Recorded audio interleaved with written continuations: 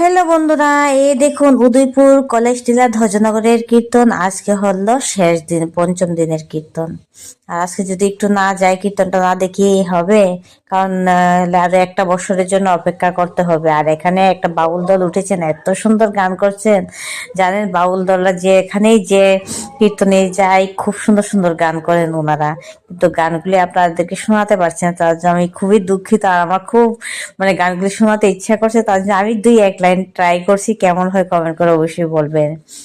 তোরা আয় রে ছুটে আয়, আয় রে আমার ভাই, তোরা চলে চলে চল বৃন্দাবনে চল, কৃষ্ণ বলে বাহু তুলে চল রে মন হরি বলে।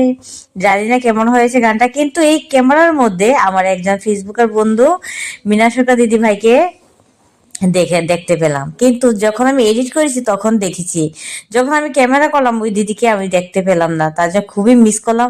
দিদি আর আমি দেখেছেন, ভিডিওটা দেখে বোঝা যাচ্ছে খুব কাছেই ছিলাম, কিন্তু ওনাকে আমি দেখতে পেলাম না, খুব মিস করেছি। যদি দেখতে পেতাম ওনার সাথে একটু ছবিও তুলে নিতে পারতাম, আপনাদের সাথে আর একটু বেশি কিছু শেয়ার করতে পারতাম।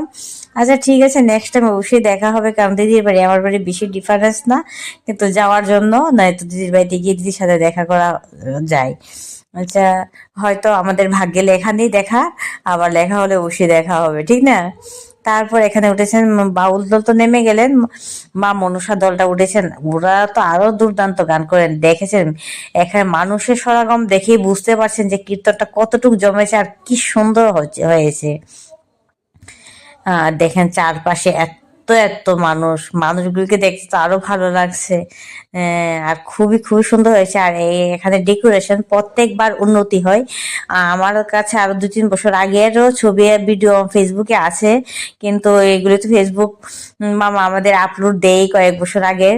এই বছর আমাকে ছবিটা আপলোড দিয়েছে, কিন্তু এর আগে তুলনায় এইবার প্যান্ডেল তো আরো সুন্দর হয়েছে। মানে প্রত্যেকবার বাড়ি একটু একটু একটু করে এটা খুব সুন্দর করে ডেকোরেশন করেন। ওই এখানে যে ডেকোরেশন দাদা আছেন উনি খুব সুন্দর করে ডেকোরেশন করেন। ডেকোরেশনটা যদি আমি সামনের থেকে আপনাদেরকে সবটা ভিডিও দেখাতাম না, তাহলে বুঝতে পারতেন এত সুন্দর হয়েছে ডেকোরেশনটা। খুবই খুবই সুন্দর হয়েছে, যা মানে আমি দূরের থেকে ভিডিওটা করেছি তার থেকে দেখে একটু বুঝতে পারছি, আর কাছের থেকে আমি সবটা ভিডিও দেখালে আরো সুন্দর লাগতো। তারপর আরতির সময় হয়ে গেছে, এখন রাত্র 8টা বেজে যাচ্ছে। এটা 7:30 পৌনে 8টা বাজে, তখন আরতি করে নিয়েছে। আবার আসরেও এনে এখানে পঞ্চপ্রদীপে ধূপধুনার আরতি করছেন। আর খুব সুন্দর গান হচ্ছে, গানগুলি তো আমি তো গেতে পারি না, তাই আমি শুনিয়ে দিতাম আপনাদেরকে। যাই হোক।